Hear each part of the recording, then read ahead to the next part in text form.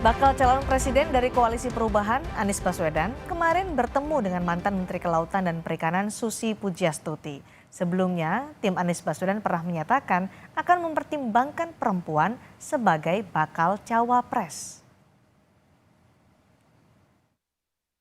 Bakal capres dari Koalisi Perubahan, Anies Baswedan, kemarin bertemu dengan mantan Menteri Kelautan dan Perikanan Susi Pujiastuti di Pangandaran, Jawa Barat.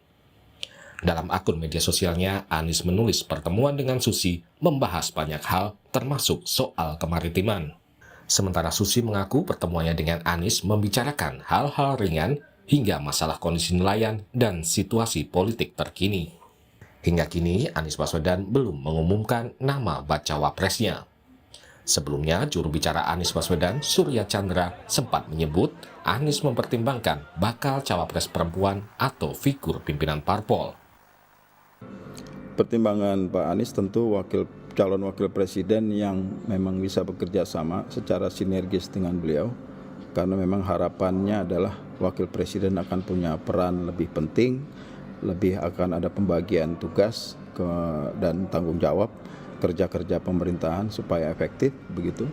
Dan yang sangat dipertimbangkan adalah peluang untuk berhasil di dalam pertarungan politik nanti. Jadi kemungkinan calon wakil presiden perempuan yang menjadi pimpinan partai politik dan sebagainya menjadi sangat relevan.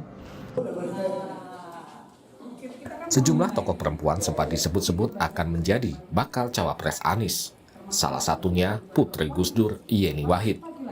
Namun Yeni menyatakan belum memutuskan untuk mendukung salah satu bakal capres. Keluar nama Pak Yeni untuk jadi cawapres Pak Anies gimana? Jadi tanya aja sama yang ngajukan. Tapi siap nggak Mbak Yeni kalau misalkan di siap nggak?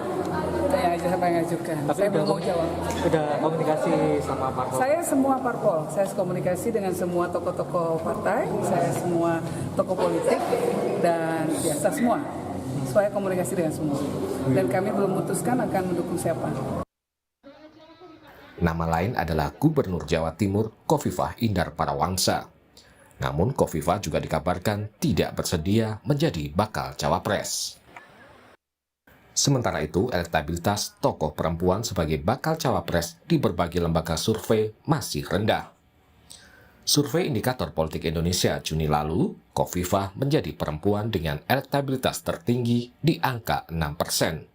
Sementara tokoh lain seperti Susi Pujiastuti, Sri Mulyani maupun Puan Maharani hanya di kisaran angka 1 atau di bawah 1%. Di daftar pemilih tetap pemilu 2024 mendatang, jumlah pemilih perempuan mencapai 102,58 juta atau sedikit lebih banyak dari jumlah pemilih laki-laki.